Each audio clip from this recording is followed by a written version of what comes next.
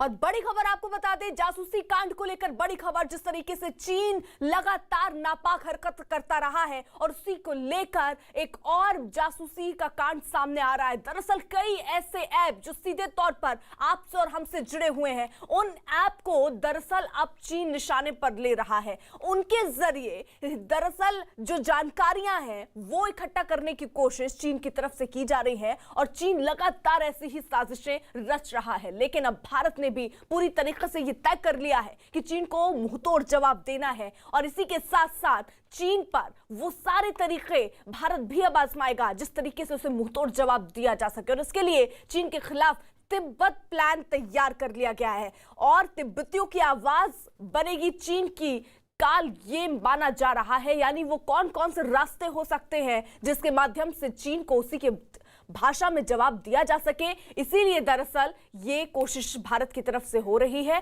और इसीलिए अब दरअसल भारत उन रास्तों को भी खंगालने की कोशिश कर रहा है। वहीं दूसरी तरफ देखिए, भारत खुद को भी पूरी तरीके से मजबूत कर रहा है, चाहे उस इलाके में हेलीपैड बनाने हो या हवाई पट्टियां बनानी हो, उन सब योजनाओं पर भारत युद्ध स्तर से काम कर रहा है। तो तिब्बत पर नीति बदल सकता है भारत। इस बीच ये भी बड़ी जानकारी सामने आ रही है और इसी के माध्यम से तड़पा सकता है दरअसल चीन को भारत, क्योंकि जो दम है वो दिखाने की अब जरूरत इसलिए आन पड़ी है क्योंकि चीन की हरकतें लगातार बढ़ती जा रही हैं। एक तरफ तो वो जासूसी कराता है, राष्ट्रपति, प्रधानमंत्री जैसे 10,000 ऐसे लोग भारत के जिनकी जासूसी दरअसल चीन कराता है। वहीं दूसरी तरफ वो उन ऐप को भी निशाने पर ले रहा है जिन ऐप से सीधे जो लोग हैं वो जुड़े हुए हैं, चाहे वो आपके डिजिटल पेमेंट का ऐप हो या आप जिससे घर के राशन खरीदते हैं वो ऐप हो, उन सब पे दरअसल चीन की नजर है। कुछ खास सहयोगी हमारे साथ जुड़े हुए हैं, अनुराग ढांडा हमारे साथ है, नीतीश हमारे साथ है, विचित्र हमारे साथ है और मिंटू हमारे साथ है। जल्दी से पहले रुख नीतीश का कर लेते हैं। यानी नीतीश, अब भारत ने भी प्लान तैयार कर लिया है चीन को उसी की भाषा में जवाब देने का।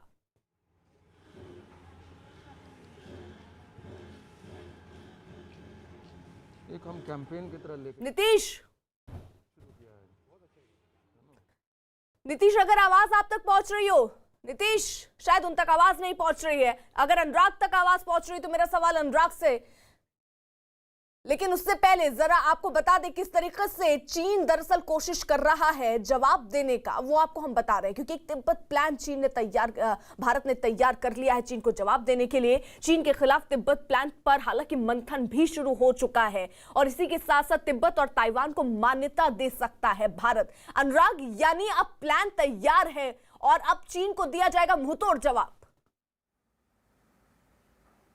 देखिए, अगर चीन अपनी हरकतों से बाज नहीं आ रहा है तो ऐसा नहीं है कि भारत के पास उसको जवाब देने के तरीके नहीं थे, बस भारत उनका इस्तेमाल नहीं करता था क्योंकि भारत ऑफेंसिव स्ट्रेटेजी कभी नहीं रखता है। लेकिन अब अगर चीन अपनी हरकतों से बाज नहीं आ रहा है और इस तरीके की हरकतें कर रहा है तो भारत के पास ये ऑप्शन है। तिब्बत के लोग तो हमेशा से तैयार थे। तिब्बत के लोग तो बहुत सारे वहां से निर्वासित हैं, भारत में शरण लिए हुए हैं, निर्वासित सरकार चलाते हैं कई दशकों से वहां पर। लेकिन उन लोगों को लॉजिस्टिक सपोर्ट चाहिए, मोरल सपोर्ट चाहिए और एक नेबर का सपोर्ट चाहिए। जो भारत और चीन सीमा मिली हुई थी, भारत कभी ऑफेंसिव तरीके से सपोर्ट नहीं करता था, शरण जरूर देता था, मोरल सपोर्ट जरूर था, लेकिन ऑफेंसिव सपोर्ट, लॉजिस्टिक सपोर्ट नहीं करता था। लेकिन अगर चीन अपनी हरकतों से अब बाज नहीं आ रहा है तो भारत के पास ऑप्शन नहीं है और भारत अब जब लॉजिस्टिक सपोर्ट करने लगे या फिर उनको मोरल सपोर्ट करने लगे या इंटरनेशनल प्लेटफॉर्म पर उनको मान्यता देने लगे तो ये चीन के लिए बहुत बड़ा सिरदर्द है और इसी से घबराया हुआ है चीन। सीमा पर तो सैनिकों को आमने सामने लाना अलग बात है, लेकिन अंतरराष्ट्रीय स्तर पर अगर भारत इसको मान्यता दे दे तो चीन पूरी तरह से परेशान हो जाएगा और तिब्बत के लोगों को एक मोरल सपोर्ट के साथ उनको लॉजिस्टिक, उनको एक गवर्नमेंट का सपोर्ट मिल जाएगा, उनको एक मान्यता मिल जाएगी और एक प्लेटफॉर्म मिल जाएगा जिसकी वजह से कि वो अपनी लड़ाई वहां खुद लड़ने की कुव्वत रखते हैं। और एसएफएफ जो है वो पहले भी कई बार आपको नीतीश का रुख कर लेती हूँ जल्दी से। नीतीश, यानी पूरी तरीके से प्लान देखिए तैयार है, आप तिब्बती कैंप में मौजूद हैं, वहां पर जो लोग हैं वो क्या चाह रहे हैं कि किस तरीके से चीन को जवाब दिया जाए?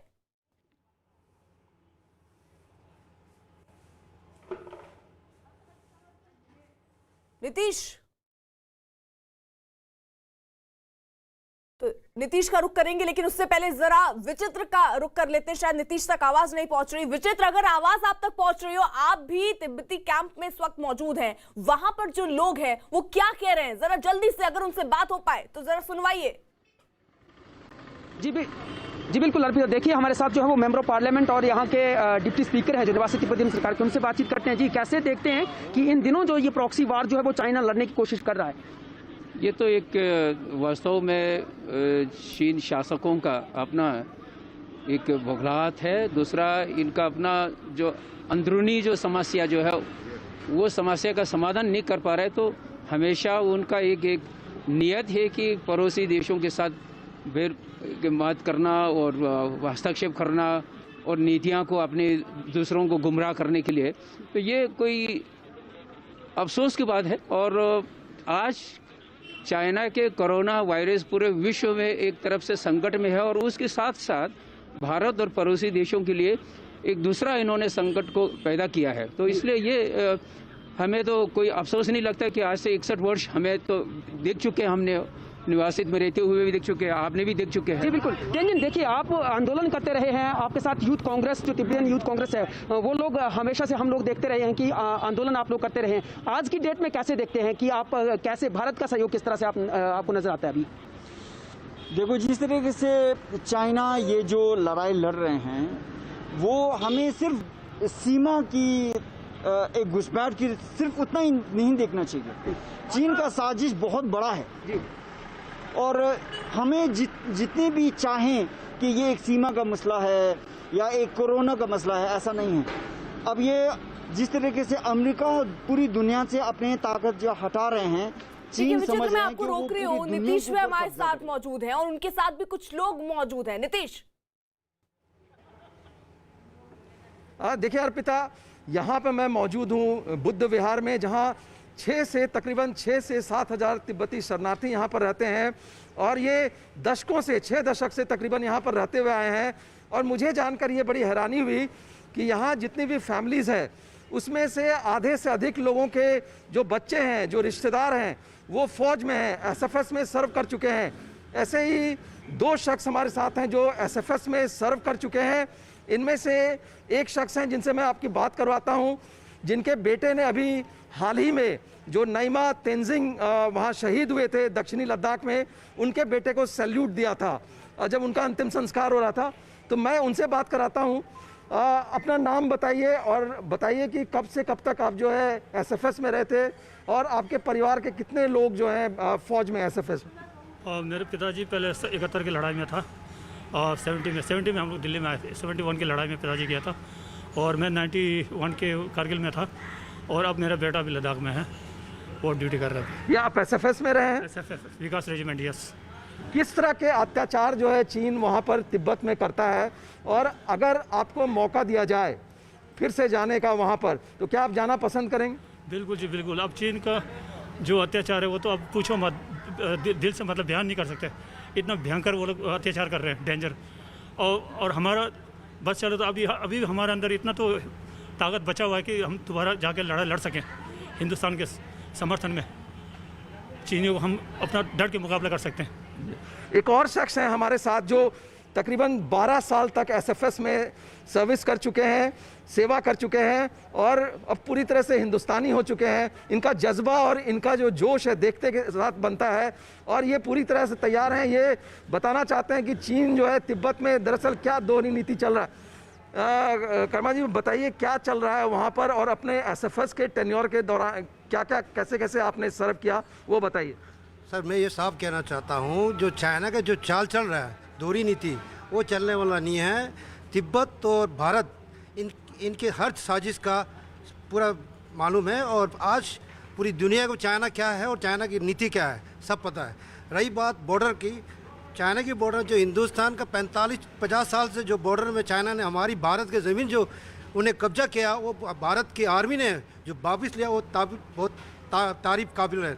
और भारत के लिए, भारत के देश के लिए, चाहे चाइना हो चाहे कोई भी हो, हम इसके लिए, हम तिब्बत के शरणार्थी और तिब्बत में हिंदुस्तान में जो पैदा हुआ जो हर तिब्बती अपनी जान देने की तैयार है। सर, तिब्बत में क्या हो रहा है, वहाँ से ये कोशिश कर रहा है चाइना वहाँ की डेमोग्राफी को चेंज करने की, वहाँ का जो संस्कृति है आपकी धार्मिक संस्कृति उसको बदलने की कोशिश कर रहा है। डिस्कोथेक खोल रहे हैं, पब्स खोल रहे हैं, तमाम तरह के जो है चीज़ें कर रहे हैं, मॉडर्नाइज करने की कोशिश की जा रही है लासा में और तिब्बत के दूसरों। उस बारे में आपको क्या आपका क्या कहना है? सर इनको ये पता है 55-56 साल हो गया, इनकी जो चाइना की जो नीति है, जो चाल है, जो तिब्बत में नहीं चला, अब दूसरा रणनीति कर रहा है वो भी कभी कामयाब नहीं होगा, क्योंकि उनका पाप का घड़ा बढ़ चुका है चाइना का। अब चाइना दिन खराब हो चुका है। तो ठीक है नीतीश, मैं आपको रोक रही हूँ। मिंटू भी हमारे साथ जुड़े हुए हैं। मिंटू, यानी अब चीन जो कर रहा है, कई बार हमने बहुत शांति से उसे समझाने की कोशिश की, बातचीत की टेबल पर आए, लेकिन उसके बावजूद चीन की एक के बाद एक साजिशों का पर्दाफाश हो रहा है। लेकिन अब भारत जो है वो तैयार है और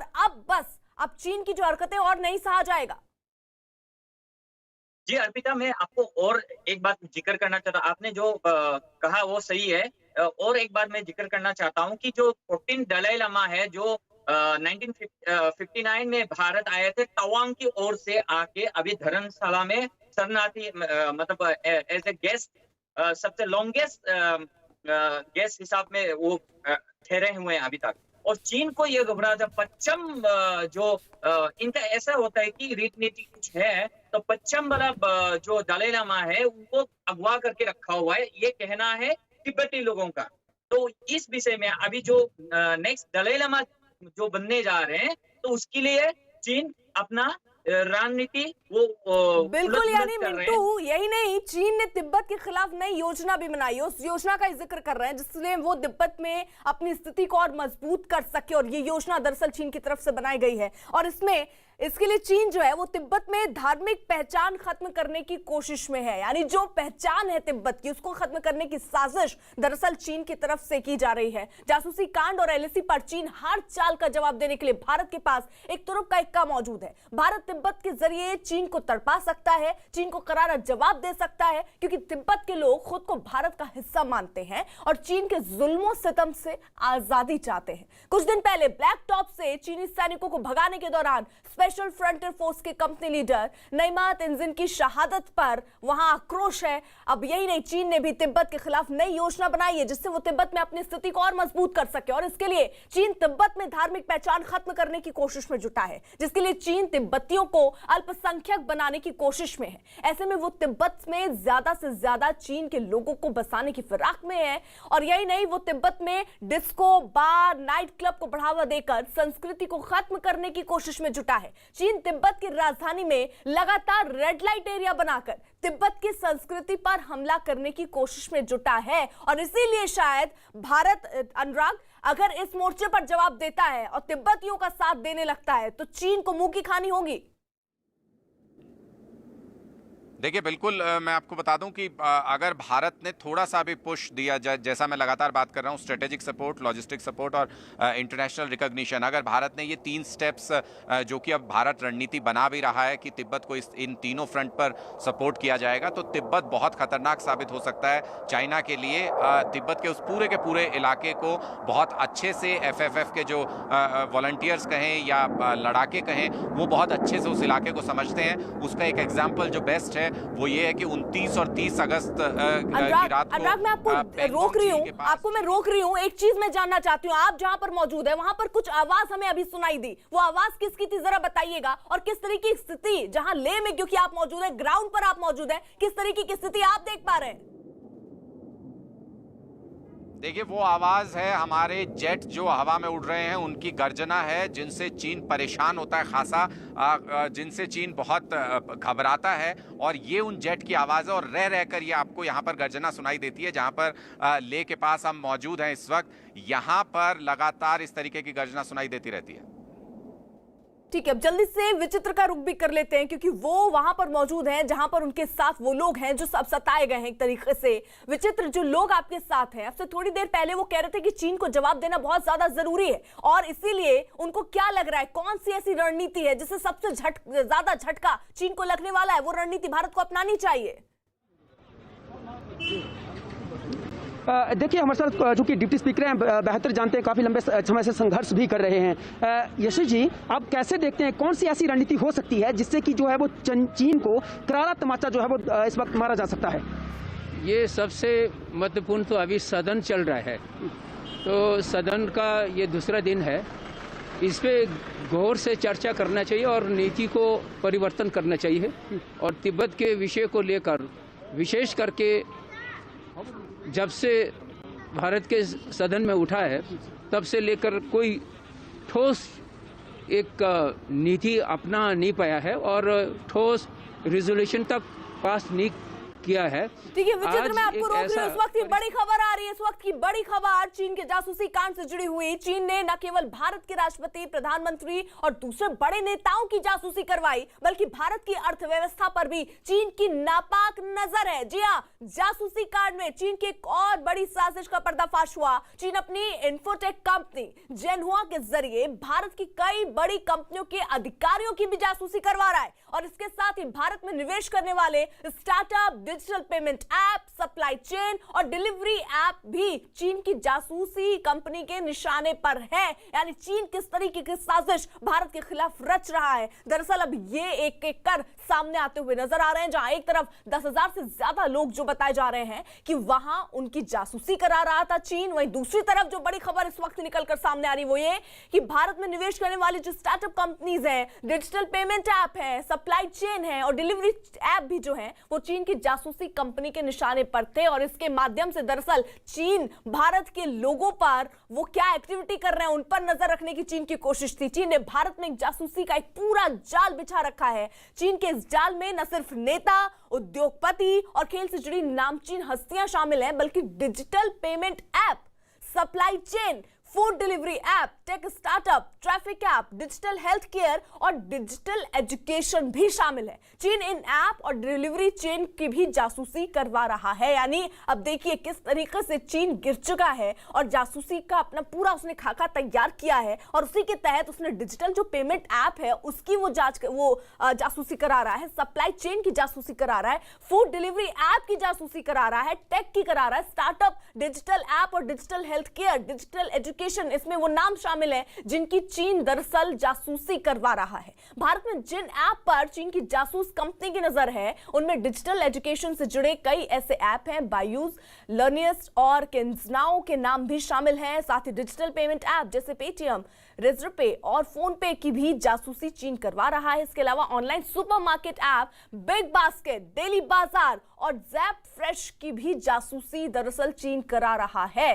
चीन food delivery app, Zomato, Swiggy और फूड पैंडा की भी जासूसी दरअसल करवा रहा है। यानी अनुराग, किस तरीके की साजिश चीन ने रची है। एक तरफ तो आप देखिए घुसपैठ कर रहे हैं, दूसरी तरफ आप यहाँ के नेताओं की जासूसी करवा रहे हैं, वहीं तीसरी तरफ पब्लिक यानी जो भारत की जनता है वो किन किन ऐप को यूज कर रही है उसकी भी जासूसी आप करा रहे हैं।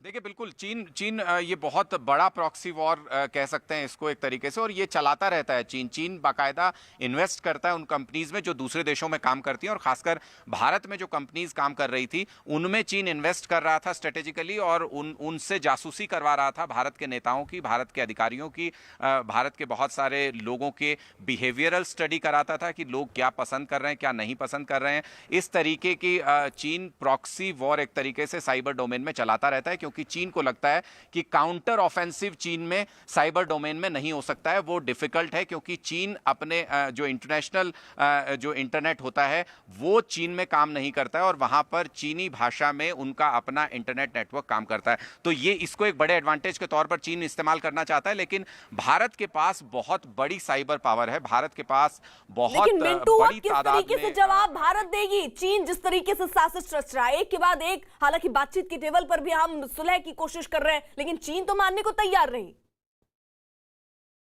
ये अर्पिता, मैं एक बात जिक्र करूं आपको, जो कि एप्स का जो बैन किया गया है, इसमें वो चीनी का जुनहान जो इन्फोटेक कंपनी का जो हमारे जो डाटा ले रहे थे, आपको बता दूं, हम अगर मोबाइल पे कुछ एप्स डाउनलोड करते हैं तो वहाँ पे अलाउ एंड डिनाई ऑप्शन आते हैं। अगर डिनाई करते हैं तो वो एप्स एक्सेप्ट नहीं होते हैं, तो अलाउ करना पड़ता है। उसके बाद सेटिंग्स में जाके आपको डिफॉल्ट करना पड़ता है। अगर जब कर देते हैं तो मेरे पास जो भी मैसेज आएंगे या व्हाट्सएप से या जो भी उससे आएंगे तो वो एक्सेस कर सकते हैं, वो ट्रैक कर सकते हैं। तो ये मुद्दा उन्होंने किया, इसके लिए उन्होंने जोमैटो जैसे कि आपका होम डिलीवरी से लेके हर चीज लेके हर चीज में किया है। नंबर 1 पबजी, टेंसेंट जो कंपनी जो चला रहा है पबजी के, चाइना में। ये भी आप जब ये एप्स को आप डाउनलोड करेंगे तो अलाउ देना बिल्कुल होगा। मिंटू रोक allow रही हूं नहीं मैं। करने से- बड़ी खबर चीन की जासूसी मामले में इस वक्त की बड़ी खबर आ रही है। खुफिया सूत्रों से मिली जानकारी के मुताबिक चीन की सबसे बड़ी कंपनी अलीबाबा भी भारत से डेटा चुराने के गोरख धंधे में शामिल है। जानकारी के मुताबिक डेटा की ये चोरी भारत में इस्तेमाल किए जा रहे अलीबाबा के क्लाउड सर्वर के जरिए की जा रही है। अलीबाबा के क्लाउड सर्वर यूरोप की कंपनियों के क्लाउड सर्वर के मुकाबले सस्ते होते हैं, लिहाजा भारत में उनका ज्यादा इस्तेमाल हो रहा था। खुफिया एजेंसियों के मुताबिक भारत में मौजूद अलीबाबा के 72 सर्वर के जरिए लोगों का डेटा चुराकर चीन भेजा जा रहा है। खुफिया एजेंसियों के मुताबिक चीन ने पूरी सोची समझी साजिश के तहत डेटा चोरी की योजना तैयार की, जिसकी अब बड़े पैमाने पर जांच की जाएगी। डेटा चोरी के लिए लोगों को फ्री ट्रायल का झांसा भी दिया जा रहा था और पहले उन्हें ग्राहक बनाया जाता था और जब वो जाल में फंस जाते तब उनका डेटा चुरा लिया जाता। यानी विक्रांत एक के बाद एक नए खुलासे, और इन खुलासों के साथ एक बात तो बिल्कुल साफ है कि चीन किस कदर गिर चुका है। एक के बाद एक साजिश कर रहा है विक्रांत। देखिए, इस पूरे मामले से एक बात तो पूरी तरीके से साफ हो जाती है कि भारत सरकार ने जो चीनी ऐप बैन की थी, जिन पर प्रतिबंध लगाया था, वो पूरी तरीके से जायज था और सरकार ने अपने देश की एकता, अखंडता, संप्रभुता को ध्यान में रखते हुए वो बैन प्रतिबंध लगाए थे। जिस तरीके से ये टॉप इंटेलिजेंस सोर्सेज के जरिए खबर मिल रही है कि अलीबाबा जो क्लाउड सर्वर है वो भी पूरी तरीके से जिम्मेदार हैं भारत से डाटा चोरी करने के लिए, और भारत में करीब 72 सर्वे हैं जो चीन में भारत के डाटा को पहुंचा रहे हैं, जो एक पूरी तरह से कहा जा सकता है कि पूरे सिस्टमैटिक तरीके से चाइना ने पूरा गेम प्लान तकनीक का फायदा उठाते हुए, तकनीक का सहारा लेते हुए पूरा तैयार किया था। और इस मामले में भारत सरकार के सूत्रों का भी ये कहना है कि एक बड़े पैमाने पर जांच जल्दी शुरू होगी और जिस तरीके से वो फ्री ट्रायल देने के नाम पर भारतीय कस्टमर्स को ट्रैप करते थे, वो सब चीजें भी इस मामले में जांच की जाएगी। तो बड़े पैमाने पर इसमें जांच की जाएगी। और बिल्कुल, यानी विक्रांत, लेकिन इसको इस चीज से समझिए कि अलीबाबा के 72 सर्वर है और उसके जरिए लोगों का डेटा चुराकर चीन भेजा जा रहा था। यानी कितना ज्यादा डेटा भारत का चुराकर चीन भेजा जा रहा था। देखिए, इस बात को लेकर के लगातार कयास लग रहे थे बहुत पहले से कि चीन की जो कंपनियां जो मोबाइल ऐप काम कर रही हैं वो डाटा उनमें सुरक्षित नहीं है और उनसे डाटा चोरी हो रहा है। जिसके बाद जब शुरुआती जांच सरकार ने की थी, उसके आधार पर कई ऐप बैन भी की थी, प्रतिबंध की थी। चीन ने उस पर सवाल उठाया था और ये कहा था कि इस तरीके से करना गैर कानूनी है, दो देशों के संबंध खराब होंगे। लेकिन अब भारत के जो भी अंदेशे थे, जो भी भारत कह रहा था, वो पूरी तरीके से सच दिखाई दे रहा है, क्योंकि जांच में साफ नजर आ रहा है कि अलीबाबा जैसी बड़ी कंपनी भी अगर इस तरीके से डाटा चोरी के काम में लगी हुई थी तो इससे अंदाजा लगा सकते हैं कि किस तरह से, किस बड़े पैमाने पर यानी नीतीश, अब समझिए अलीबाबा जैसी बड़ी कंपनी अगर चीन की इस काम में लगी है तो छोटी कंपनियों का क्या हाल होगा। तो इसका नतीजा क्या ये निकलना चाहिए कि अब सारे जो ऐप है चीनी वो बंद कर दिए जाएं?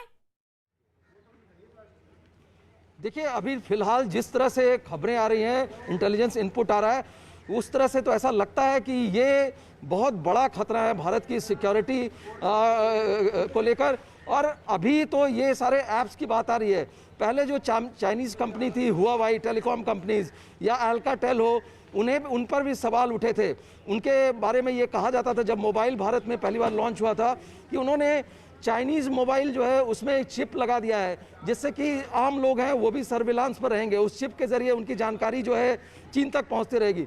तो जाहिर तौर से एक बहुत बड़ा खतरा है।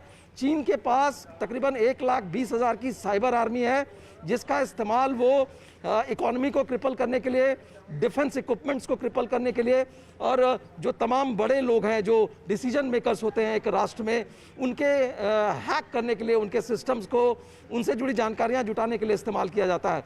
तो जाहिर तौर से, और एक चीज़ और मैं बता दूं कि जितनी चीनी कंपनियां हैं भारत में, जो केबल बिछाए गए हैं उसका टेंडर जो ज़्यादातर चीनी कंपनियों के पास ही है। तो इसका भी फ़ायदा उठाकर जो सर्वर से कनेक्शन रहता है उनका, उसके ज़रिए इंफॉर्मेशन लेके चीन को भेजा जाता है। यानी अनुराग, अब अलीबाबा पर भी अगर ये आरोप लग रहे हैं कि उसने भी डेटा चुराए हैं तो ये बहुत बड़े और गंभीर आरोप है। और अगर अब ऐसी खबरें सामने आ रही हैं तो सरकार को और ज्यादा गंभीरता से सोचना चाहिए। और क्या इसका नतीजा ये होगा कि कई और बैन लगेंगे आगे आने वाले वक्त में? देखिए बिल्कुल ये लिस्ट बहुत लंबी होने वाली है, इसमें कोई शक नहीं है, क्योंकि मैं आपको चीन का जो साइबर आर्मी है उसका काम करने का तरीका बता दूं कि जितनी भी कंपनियां भारत में काम कर रही हैं चीन की, उनके ज़्यादातर के जो सर्वर्स हैं वो चीन में बेस्ड हैं, उनके क्लाउड्स जो हैं वो भारत से बाहर बेस्ड हैं और उनका एक्सेस उनको PLA को देना पड़ता है। ये एक नेसेसरी कंडीशन, अनसेड कंडीशन है चीन की सेना की कि जो चीनी कंपनियां दूसरे देशों में जाकर के काम करती हैं उनका एक एक्सेस PLA के पास होता है। इस वजह से आप देखिएगा कि जब भारत सरकार अब ये कह रही है कि लार्जर इन्वेस्टिगेशन की जरूरत है उसमें और लगातार इन्वेस्टिगेशन हो रहा है, तो ये लिस्ट बढ़ती जाएगी। एक के बाद एक ऐप बैन होंगे, एक के बाद एक वेबसाइट का लिंक निकल करके आएगा। जब भारतीय जो साइबर जो टीम है वो जब काउंटर नैरेटिव पर काम करेगी, वो जब वापस उनका चेन पकड़ने की कोशिश करेगी, तो आप देखिएगा कि सारी कंपनियां लगभग इन्वॉल्व होंगी इस पूरे नेक्सस में। और कुछ कंपनियां जानबूझकर, तो कुछ कंपनियों को मालूम भी नहीं होगा कि उनके सर्वर का इस्तेमाल किया जा रहा है, क्योंकि एक्सेस देना, अगर वो सर्वर चीन के अंदर है तो उनका एक्सेस PLA के पास होगा। लेकिन मिंटू, ठीक है, लेकिन मिंटू अब इस बात से, ये सारी खबरें सामने आने से एक बात तो बिल्कुल साफ हो गई है कि चीन सुधरने नहीं वाला है। एक के बाद एक साजिशें रच रहा है, डेटा चोरी कर रहा है, घुसपैठ कर रहा है, यानी वो सारी हरकतें कर रहा है ताकि भारत उसे मुंहतोड़ जवाब दे, और इसलिए भारत भी अब तैयार है।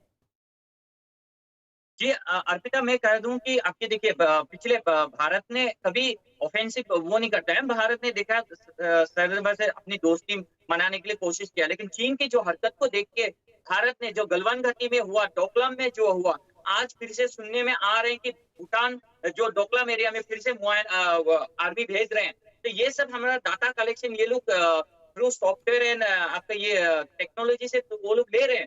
तो उसको देख के भारत सरकार ने first and second time ban कर दिया, और अभी देखा जाए तो अलीबाबा आ गया, ये भी बैन होने चाहिए। और भारत सरकार, ये पूरे विश्वास है हमारे कि भारत सरकार और सारे, मैं आपको रोक रही हूँ। दरअसल चीन जो है वो चीन दुनिया का एक ऐसा मुल्क है जो अपने दोस्तों का भी सगा नहीं है, जिसका जिक्र आपने किया। सबके लिए सिरदर्द बन चुके चीन ने पूरी दुनिया में जासूसी का एक ऐसा नेटवर्क खड़ा किया जो न सिर्फ चीन के दुश्मनों की जासूसी करता है बल्कि अपने दोस्तों को भी नहीं छोड़ता है। ऑस्ट्रेलिया की सरकार के थिंक टैंक ASPI यानी ऑस्ट्रेलियन स्ट्रेटेजिक पॉलिसी इंस्टीट्यूट के मुताबिक चीन ने जासूसी की एक ऐसी फौज भी बना रखी है जो पूरी दुनिया पर नजर रखती है, और इसकी रिपोर्ट सीधे चीन के राष्ट्रपति शी जिनपिंग को होती है।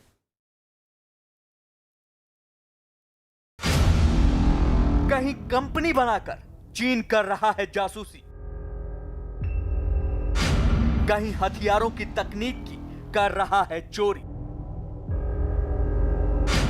कहीं छात्र बनकर घूम रहे हैं चीन के जासूस, कहीं कारोबारी की शक्ल में हो रही है निगरानी।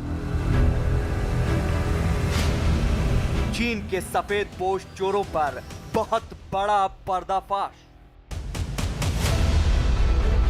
कंपनी बनाकर दुनिया भर में जासूसी का भांडाफोड़ होने के साथ साथ अब चीन की ऐसी बहुत सी करतूतों से पर्दा उठ रहा है। चीन की नजर सिर्फ उन देशों पर ही नहीं है जो उसे चुनौती दे रहे हैं, बल्कि चीन एक ऐसा मुल्क है जो अपने दोस्तों की भी जासूसी से परहेज नहीं कर रहा। चीन ने अपने जासूसों का एक ऐसा नेटवर्क तैयार कर रखा है जिसका पर्दाफाश ऑस्ट्रेलिया की सरकार के रणनीतिक थिंक टैंक ASPI यानी ऑस्ट्रेलियन स्ट्रेटेजिक पॉलिसी इंस्टीट्यूट ने किया है। ASPI की रिपोर्ट में सामने आया है कि चीन ने जासूसों की एक ऐसी फौज बना रखी है जो पूरी दुनिया में चीन के राष्ट्रपति शी जिनपिंग के इशारे पर काम करते हैं, और इनकी रिपोर्टिंग सीधे शी जिनपिंग को होती है। चीन के राष्ट्रपति के सफेद पोश जासूसों की सेना इस तरीके से तैयार की गई है कि कोई इन पर शक नहीं कर सके। ये जासूसों की सेना दूसरे देशों के राज तो शी जिनपिंग तक पहुंचाते ही हैं, साथ ही दूसरे देशों के अंदरूनी मामले में भी दखल देते हैं। कई ऐसे देश हैं जिनके राष्ट्रपति और प्रधानमंत्री के चुनाव में भी इन्हीं का दखल रहा है। इनके काम करने का तरीका इतना शातिर होता है और इन्हें पर्दे के पीछे से सीधा शी जिनपिंग की तरफ से मदद मिलती है।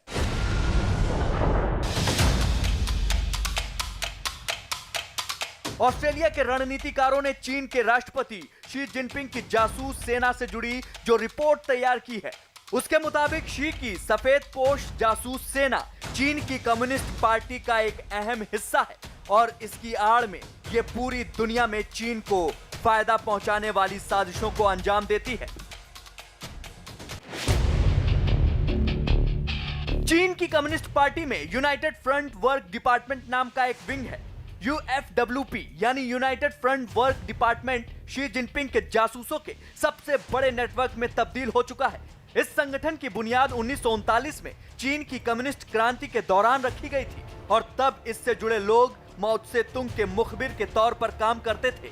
यूनाइटेड फ्रंट का मुख्य काम उस समय की चीन की सरकार और धार्मिक समूहों की निगरानी करने का था, लेकिन अब यूनाइटेड फ्रंट की आड़ में शी जिनपिंग ने पूरी दुनिया में चीन के जासूसों का जाल बिछा दिया है। यूनाइटेड फ्रंट के जासूस विदेशों में चीन की साजिशों को अंजाम देते हैं और दूसरे देशों की घरेलू राजनीति को प्रभावित करते हैं। ऑस्ट्रेलिया, कनाडा, अमेरिका, ब्रिटेन और अर्जेंटीना में यूनाइटेड फ्रंट के जासूस सबसे ज्यादा सक्रिय हैं। चीन यूनाइटेड फ्रंट के माध्यम से दूसरे देशों की राजनीतिक व्यवस्था को प्रभावित करने का कार्य कर रहा है। साथ ही साथ दूसरे देशों से जो उच्चतम तकनीकी है, नवीनतम तकनीकी है, उसे चोरी छुपे हासिल करने का प्रयास कर रहा है। वैसे तो यूनाइटेड फ्रंट चीन की कम्युनिस्ट पार्टी की एक शाखा है, लेकिन इसके अंदर भी कई शाखाएं काम करती हैं, जिनकी अलग अलग जिम्मेदारियां होती हैं। कहीं ये दूसरे देशों की सेना के राज चुराते हैं, तो कहीं ये दूसरे देशों की राजनीति को प्रभावित करते हैं। यूनाइटेड फ्रंट की जड़ें दुनिया के कई देशों में काफी गहरी हो चुकी हैं और ये अलग अलग देशों में दिखाने के लिए कोई संस्था बनाते हैं और फिर उसकी आड़ में अपनी काली करतूतों को अंजाम तक पहुंचाते हैं। दुनिया भर में चीन के जितने नागरिक हैं, उनके सामाजिक और सांस्कृतिक संगठन चीन के यूनाइटेड फ्रंट से जुड़े हुए हैं और चीन के एजेंट के तौर पर काम करते हैं। उनके अलावा यूनाइटेड फ्रंट के लोगों को चीन छात्र या कारोबारी बनाकर दूसरे देशों में भेजता है, जिनका काम उन देशों की रक्षा और दूसरी तकनीक चुराकर चीन भेजना होता है। इसके अलावा चीन के ये जासूस जहां भी सक्रिय होते हैं, वहां चीन के पक्ष में माहौल बनाने में जुटे रहते हैं। इसके लिए यूनाइटेड फ्रंट ने अमेरिका में चाइना न्यूज सर्विस बना रखी है। यूनाइटेड फ्रंट के लोग इस बैनर के तले काम करते हैं। ऑस्ट्रेलिया में यूनाइटेड फ्रंट के लोगों ने पैसिफिक मीडिया ग्रुप बना रखा है। सबसे गंभीर बात ये कि चीन अपने इन जासूसों की मदद से दूसरे देशों की राजनीति में सीधी दखलंदाजी करता है। वो अलग अलग देशों के राजनीतिक दलों को चंदा देकर उस देश की नीतियों को चीन के पक्ष में तैयार कराने की कोशिश करता है। चीन के राष्ट्रपति शी जिनपिंग ने इसे अपना सीक्रेट हथियार का करके संबोधित किया है, जो पूरी दुनिया में चीन की नीतियों को विस्तारित करने का कार्य कर रहा है, चीन की छवि को अच्छा करने का प्रयास कर रहा है। चीन सरकार आधिकारिक तौर पर यह नहीं मानती है कि यूनाइटेड फ्रंट चीन की सरकार से जुड़ा है या इसका वहां की कम्युनिस्ट पार्टी से कोई लेना देना है, लेकिन सच्चाई यह है कि यूनाइटेड फ्रंट का यह पूरा खेल शी जिनपिंग पर्दे के पीछे से खेल रहे हैं और उन्हें यह विरासत में मिला है। शी जिनपिंग के परिवार और यूनाइटेड फ्रंट का रिश्ता दशकों पुराना है। शी जिनपिंग के पिता शी जोंगशन यूनाइटेड फ्रंट से जुड़े थे। शी जोंगशन ने तिब्बत में चीन की नीतियां लागू करने के लिए यूनाइटेड फ्रंट का इस्तेमाल किया था। इसी संगठन के एजेंटों की मदद से शी जोंगशन ने तिब्बत में दलाई लामा और पंचेन लामा के खिलाफ साजिश रची थी। शी जिनपिंग के दो भाई भी यूनाइटेड फ्रंट से जुड़े रहे हैं। चीन का राष्ट्रपति बनने के बाद 2015 में शी जिनपिंग ने यूनाइटेड फ्रंट का विस्तार किया था। खुद शी जिनपिंग जब चीन के फुजियान प्रांत के नेता थे, तब उन्होंने यूनाइटेड फ्रंट का इस्तेमाल ताइवान में जासूसी के लिए किया था। शी जिनपिंग कई मौकों पर यूनाइटेड फ्रंट को चीन का जादुई हथियार बता चुके हैं। यही नहीं, चीन के कई ऐसे उद्योगपति हैं जो असल में यूनाइटेड फ्रंट के लिए ही काम कर रहे हैं। उन उद्योगपतियों के जरिए चीन दूसरे देशों में पूंजी निवेश करता है और फिर कारोबारी रिश्तों के नाम पर टेक्नोलॉजी ट्रांसफर का खेल खेलना शुरू कर देता है। जानकार मानते हैं कि टेक्नोलॉजी ट्रांसफर और कुछ नहीं बल्कि दूसरे देशों का डेटा और वहां की महत्वपूर्ण तकनीक चोरी करने का हथकंडा है।